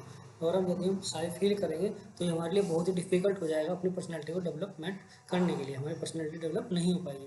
तो हमें चीज़ से डरना नहीं है कि हम क्या बोल रहे हैं, ये सामने वाले हमें कैसे जज करेंगे, ठीक है। ये सब हमारी पर्सनैलिटी को डेवलप करने में रोक सकती हैं, ठीक है। थर्ड पॉइंट है part of our development is derived from what we learn from others, but if we have poor oral communication skill and refuse to do something about it, then we are blocking the doors for growth. Part of development है, development का part जो है वो कहाँ से grow होता है, वो होता है कि वी लर्न फ्रॉम अदर्स, हम दूसरों से सीखते हैं, ठीक है। If we have poor oral communication, यदि हमारा पुअर ओरल कम्युनिकेशन है या स्किल है, या फिर हम रिफ्यूज़ करते हैं किसी कार्य को ना करने से, तो हम क्या करते हैं, अपनी ग्रोथ के रास्ते एक तरीके से बंद कर रहे होते हैं, ठीक है। तो ये सब चीज़ें थी, ठीक। नेक्स्ट क्वेश्चन देखते हैं इसमें, एक्सप्लेन प्रोफेशनल पर्सनैलिटी। अब प्रोफेशनल पर्सनैलिटी की क्या क्या एट्रीब्यूट्स हैं, ठीक है, कैसी होनी चाहिए एक प्रोफेशनल पर्सनैलिटी, ये हम कैसे उसको गेन कर सकते हैं, क्या क्या उसके कीज़ हैं, तो पढ़ते हैं। Personality of a person is defined as the combination of qualities in which a contribute to person characters and image. जो पर्सनैलिटी है वो क्या है, कॉम्बिनेशन है किसका, क्वालिटीज़ का, ठीक है, इसके अंदर क्या क्वालिटीज़ है, या फिर उसके अंदर उसका करेक्टर कैसा है, उसकी इमेज कैसी है, ये सब पर्सनैलिटी की डिफाइन करते हैं। Second point, the personality of an individual is determined and जज bye his or her appearance, behavior, attitude, education, value and some more caring characteristics. किसी भी इंडिविजुअल की पर्सनैलिटी को हम कैसे जज कर सकते हैं, कैसे जज करते हैं, उसकी अपीयरेंस से, ठीक है, उसके बिहेवियर से, उसके एटीट्यूड से, उसकी एजुकेशन से, उसकी पर्सनैलिटी को जज करते हैं कि वो किस पर्सनैलिटी का पर्सन है। तो फर्स्ट पॉइंट आता है be confident. Confident is the most important factor which add to the personality of an individual. Confident एक बहुत इंपॉर्टेंट फैक्टर है जो पर्सनैलिटी में एक डिफरेंट रोल प्ले करता है, पर्सनैलिटी में ऐड होता है। A person confident might go down due to mistake, failure, guilty or any other thing which is undesirable। Person का कॉन्फिडेंस डाउन भी जा सकता है, किस कारण, ड्यू टू मिस्टेक की वजह से, फेलियर की वजह से। अगर कोई अपने लाइफ स्टाइल में फेलियर फील कर रहा है, उसकी पर्सनैलिटी डाउन हो सकती है, ठीक है। कुछ गिल्टी की वजह से, ठीक है, उसकी पर्सनैलिटी डाउन हो सकती है, या फिर अनडिजायरेबल इवेंट्स या कुछ भी ऐसी मोमेंट से उसकी पर्सनैलिटी डाउन हो जाती है। थर्ड पॉइंट है your confidence reflect your character, attitude and passion. आपका जो कॉन्फिडेंस है वो आपका करेक्टर रिफ्लेक्ट करता है और आपका पैशन भी रिफ्लेक्ट करता है। Being confident will help us to express yourself and stand amongst the crowd, ठीक है। कॉन्फिडेंट होना आपको एक अच्छा फील कराता है और आप क्राउड भीड़ में भी अलग ही दिखाई देते हैं अगर आप कॉन्फिडेंट हैं। सेकेंड है इसमें इम्प्रूव योर कम्युनिकेशन स्किल, ठीक है, आपको कम्युनिकेशन स्किल इम्प्रूव रखनी चाहिए, इम्प्रूव करनी चाहिए। The way you speak reflect who you are, ठीक है, आपका बोलने का तरीका ही रिफ्लेक्ट करता है कि आप कौन हैं। आपका बोलने का तरीका बता देता है कि आप किस टाइप के व्यक्ति हैं, आपका नेचर कैसा है, आपका बिहेवियर कैसा है। तो the way of you speak reflect who you are, ठीक है। Be polite and gentle with your words, अपने वर्ड्सों के साथ पोलाइट और जेंटल रहे। Use decent word while interacting with everyone, ठीक है, डिसेंट वर्ड यानी सभ्य शब्दों का यूज़ करें जब आप किसी के साथ इंटरेक्ट करते हैं। Always think before you speak, ठीक है, बोलने से पहले हमेशा सोचिए आप क्या बोल रहे हैं। English being globally accepted is preferred everywhere, ठीक है, इंग्लिश जो है ग्लोबली एक्सेप्टेड है, वह हर व्यक्ति आजकल इंग्लिश को ही प्रीफर कर रहा है, हर जगह all over the world English he prefer की जाती है। Next point, always use simple word in general introduction, ठीक है, जनरल इंट्रोडक्शन में आप सिंपल वर्ड यूज़ करिए। फिर आता है ड्रेस अप वेल, ठीक है, ड्रेस अप वेल ये बहुत इंपॉर्टेंट फैक्टर है। क्या है इसमें, dressing sense means the general sense about how you should dress up for office party और एनी अदर ओकेजन, ठीक है। क्या होता है कि ड्रेसिंग सेंस एक जनरल सेंस है, आप किस लोकेशन पे किस तरह कपड़ा पहन रहे हैं, ऑफिस के लिए कैसे कपड़े पहनते हैं, पार्टी के लिए कैसे कपड़े पहनते हैं, किसी फंक्शन के लिए कैसे पहनते हैं। तो ये सब बहुत ही इंपॉर्टेंट रोल प्ले करता है आपको, आप ओकेशन के हिसाब से कपड़े कैसे पहनने चाहिए। Second point, well dress according to the situation, आपको अकॉर्डिंग द सिचुएशन ड्रेस को पहनना चाहिए, ठीक है, wear dress according to the situation के अकॉर्डिंग आपको ड्रेस को पहनना चाहिए। Third point, good looks no doubt will add to your personality but what matters the most is how you dress up.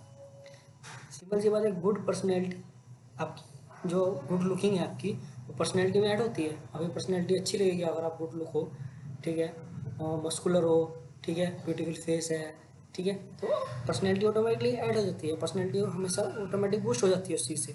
But main matter क्या करता है, dress up, आप कैसे पहनते हैं, आपका ड्रेसिंग सेंस कैसा है, ठीक है, किस तरह के कपड़े आप पहनते हैं, तो यही बहुत ही इफेक्ट रोल करता है। सपोज करो कोई अच्छा इंसान है, उसकी पर्सनैलिटी अच्छी है, लेकिन उसको कपड़े पहनने का तरीका नहीं पता, क्या कपड़ा उसको पहनना चाहिए, किस तरीके से पहनना चाहिए, क्या कॉम्बिनेशन कपड़ा पहनना चाहिए, क्या चलेगा, तो ड्रेसिंग अप वेल होना बहुत ही ज़्यादा इंपॉर्टेंट है। फिर है dressing sense play major role in personality and confidence development, ठीक है, वही बात, ड्रेसिंग सेंस बहुत इंपॉर्टेंट रोल प्ले करती है कॉन्फिडेंस डेवलपमेंट के लिए। अगर आप अच्छा पहन रहे हैं तो आप कॉन्फिडेंट फील ऑटोमेटिक होगा। फिर इसमें next, do what you are passionate about and be passionate about what you do, ठीक है, यानी जो आपका कार्य है आपको उसके प्रति पैशन होना चाहिए, पैशनेट होना चाहिए, आप जरूर नहीं होना चाहिए, ठीक है। सेकंड फर्स्ट पॉइंट है B passionate about your work, अपने वर्क के अकॉर्डिंग पैशनेट होना चाहिए। Always follow your passion and do what interest you, हमेशा आपको अपना पैशन फॉलो करना चाहिए और वही करना चाहिए जिसमें आपको इंटरेस्ट है या आपको इंटरेस्ट लेते हैं। Make sure that you give your best in what ever do, ध्यान दें आप जो भी कर रहे हैं उसमें आप अपना बेस्ट से बेस्ट दें। Fifth fourth point, this will add to your growth and strength your self confidence, never miss a chance to prove yourself, ठीक है, ये आपकी ग्रोथ और स्ट्रेंथ में बूस्ट करता है और आपका सेल्फ कॉन्फिडेंस बढ़ाता है। और कभी भी अपने आप को सिद्ध करने का मौका ना छोड़ें, अपने आप को हमेशा आगे रखें। फिर आता है वॉच योर बॉडी लैंग्वेज, भाई बॉडी लैंग्वेज ही बहुत इंपॉर्टेंट फैक्टर है, ठीक है, जैसे कि ड्रेसअप ऐसे ही बॉडी लैंग्वेज है। मेरे अकॉर्डिंग तो बॉडी लैंग्वेज और ड्रेसअप बहुत ज़्यादा इंपॉर्टेंट फैक्टर है, क्योंकि जो हम सामने वाले व्यक्ति को देखते हैं हमें दो ही चीज़ दिखाई देती है, ठीक है, और हम उससे बात तो कर नहीं रहे, हमें पता नहीं चलेगा। सबसे पहले हम उसकी बॉडी लैंग्वेज और ड्रेसिंग सेंस, ये दो चीज़ें हमें दूर से विजिबल हो जाएंगी, उसके भी आप हम सामने वाले पर्सन का पर्सनैलिटी का अनुमान लगा सकते हैं किस तरह का इंसान है। तो आता है body language play an important role to जज पर्सन कॉन्फिडेंट एंड पर्सनैलिटी, ठीक है, बॉडी लैंग्वेज बहुत ही इंपॉर्टेंट रोल प्ले करती है समझना किसी पर्सन को जज करने में, उसकी पर्सनैलिटी जज करने में। Try to make a second point, try to make a positive gesture while interacting with others, ठीक है, अगर आप किसी से इंटरेक्ट कर रहे हैं, कोई बात कर रहे हैं, तो कोशिश करिए कि आप पॉजिटिव गेस्चर यूज़ करें।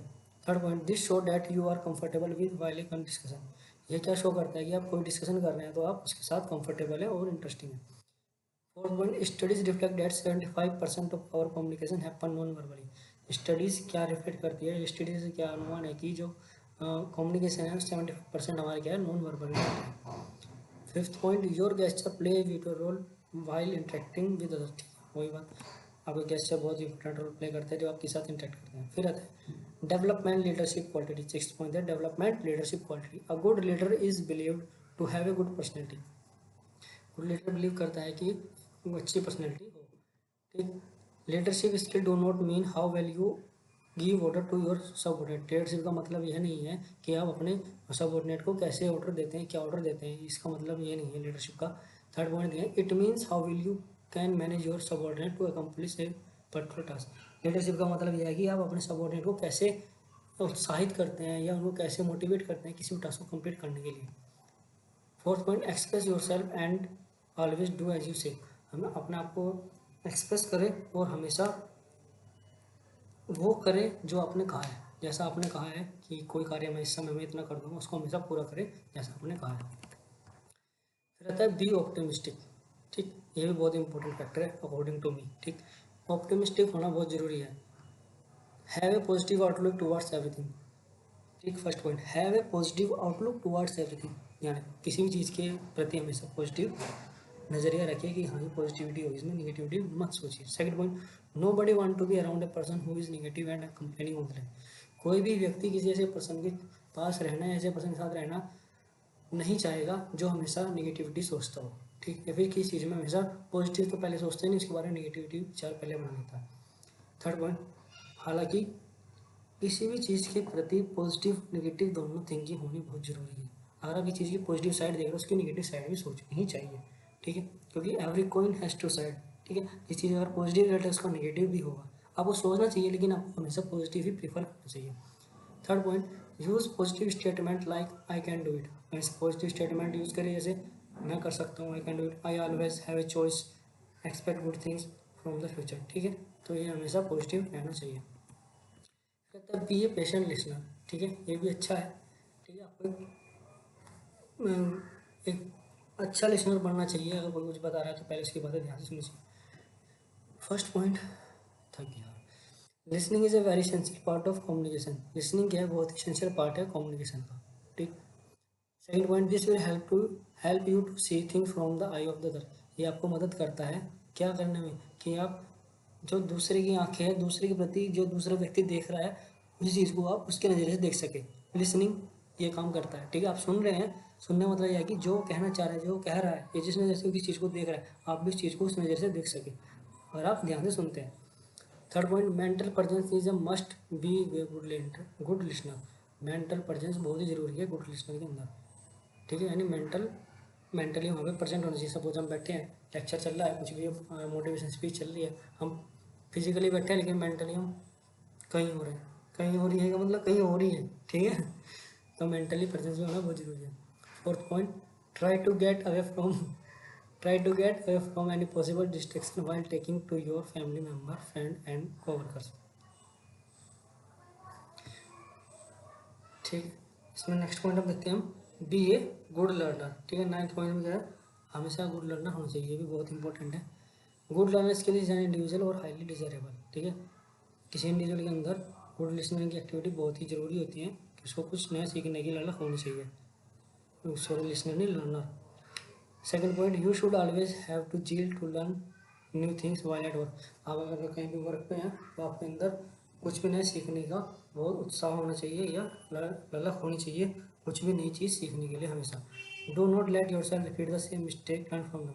यदि आप कोई मिस्टेक करते हैं और आपको उससे सीखना चाहिए तो आप उसको दोबारा रिपीट नहीं कर सकते, नहीं करना चाहिए। कोई मिस्टेक को दोबारा रिपीट नहीं करना चाहिए, आपको अपनी मिस्टेक से सीखना चाहिए। बहुत इंपॉर्टेंट पॉइंट है, बहुत ज़्यादा। ठीक है, अगर कोई गलती कर दी है तो गलती दोबारा नहीं होनी चाहिए। उस गलती से आपको पहली बार में एक बार में सीख लेना चाहिए। ठीक है ना। Next point, short note on empathy, competence, considerance, leadership. ठीक है, इनके ऊपर शॉर्ट नोट है। देखते हैं एम्पैथी। एम्पैथी आप समझते हैं क्या होता है। Empathy is the art of seeing the world as someone else see it. ठीक है, एक आर्ट है, जैसे दूसरे देख रहे हैं वर्ल्ड को ऐसे ही हम उसको देख रहे हैं। Second point, when we have empathy it means we can understand what a person is feeling in a given moment. यदि हमारे अंदर एम्पैथी है तो हम समझ सकते हैं कि सामने वाला पर्सन इस समय इस मोमेंट में क्या फील कर रहा है, क्या सोच रहा है। ठीक है, उसकी हम भावनाओं को समझ सकते हैं। Empathy help us to communicate our ideas in a way that make sense to others and it help us to understand other what when they communicate with us। ठीक है, एम्पैथी क्या करती है, जब हम किसी व्यक्ति के साथ कम्युनिकेट कर रही है तो हमें समझने में मदद करती है कि सामने वाला हमारे साथ जो बातचीत कर रहा है वो कैसा फील कर रहा है, क्या उसके इमोशंस है, क्या उसकी फीलिंग्स है। ठीक है, तो हम उसकी भावनाओं या उसकी बात को, उसके व्यूज़ को हम समझ सकते हैं अगर हमारे अंदर एम्पैथी है। ठीक, नंबर आता है कंसिडरेटनेस। कंसिडरेटनेस क्या होता है, लिहाज या परवाह। पढ़ते हैं, a considered personality style is a combination of low assertiveness and high expressiveness। एक कॉम्बिनेशन है कि इसका लो असर्टिवनेस का और हाई असर्टिवनेस का, ओ हाई एक्सप्रेसिवनेस का। तो असर्टिवनेस में गया दृढ़ता। ठीक, और एक्सप्रेसिवनेस क्या होता है, अभिव्यक्ति। ठीक, नेक्स्ट पॉइंट इसमें, there are the peoples pleasers. ठीक, थर्ड पॉइंट इसमें, they are natural team worker preferring to work with support other than to work alone. ठीक है, जो इस तरह के लोग होते हैं क्या करते हैं, टीम के साथ वर्क करना पसंद करते हैं, टीम के साथ वर्क करते हैं, सपोर्ट करते हैं और अकेले काम करना उनको अच्छा नहीं लगता है, अकेले वर्क में किसी तरह से नहीं करना चाहते। थर्ड पॉइंट इसमें, दे आर एक्सीलेंट लिसनर, में एक्सीलेंट लिसनर होते हैं। They are natural counsellor, trainer और मेंटर्स, में नेचुरल काउंसलर हो सकते हैं, ट्रेनर्स हो सकते हैं, मेंटर्स हो सकते हैं। Considerate, next point, considerate will often give agree to take one more than their share work in a project in order to make others happy। ठीक, ये तो हमारा कंसिडरेटनेस। अब आते हैं हमारा लीडरशिप और कॉम्पिटेंस। लीडरशिप में क्या, leadership is the ability to move और influence our towards achieving individual और ग्रुप गोल्स। क्या, लीडरशिप एक एबिलिटी है मूव करना या फिर इन्फ्लुएंस करना दूसरों को किसी भी गोल को अचीव करने के लिए। ठीक है, नेक्स्ट पॉइंट इसमें second point, leadership is a group effort. ठीक, ग्रुप का एफर्ट जो होता है लीडरशिप कहलाता है। Third point, leadership help other to develop their own skill and share knowledge with us. ठीक है, लीडरशिप हेल्प करता है डेवलपमेंट करने में, नॉलेज डेवलपमेंट करने में और नॉलेज शेयर करने में अदर्स के साथ, दूसरे लोगों के साथ। Leadership behaviour can be learn by study and application. Leadership को हम सीख सकते हैं किसके द्वारा, स्टडी के द्वारा और एप्लीकेशंस के द्वारा। ठीक, last point that is competence, ये क्षमता। कॉम्पिटेंस बहुत क्षमता है भाई, ठीक है, समझ गए होंगे। Competence is a basic characteristic of human being and can be considered as permanent part of individual personality. ठीक, जो कॉम्पिटेंस है वही बेसिक कैरेक्टर है ह्यूमन बीइंग का और एक परमानेंट पार्ट है किसी भी इंडिविजुअल पर्सनैलिटी का। ठीक, second point, competence can be defined as achieving a set of goals in specific environment using accepted and applicable method and at the same time produce positive results। Competence को हम ऐसे define कर सकते हैं कि हमें कोई भी टास्क है, हम उसको अचीव करने के लिए पूरी मेहनत करते हैं और उसको हम गिवन टाइम पीरियड में उसको अचीव कर लेते हैं, पूरा कर लेते हैं और एक पॉजिटिव रिजल्ट हम देते हैं। यानी किसी इंसान की क्षमता होती है किसी कार्य करने की और गिवन टाइम उसको कंप्लीट भी कर देता है और एक पॉजिटिव रिजल्ट भी देता है, तो हमारा कॉम्पिटेंस के अंडर आता है। And essential part of competence is intention, without intention there is no competence. ठीक है, कॉम्पिटेंस एसेंशियल पार्ट का इंटेंशन है और बिना इंटेंशन के कोई भी कॉम्पिटेंस नहीं हो सकता। Competency enable us to understand why some people perform better at work than others.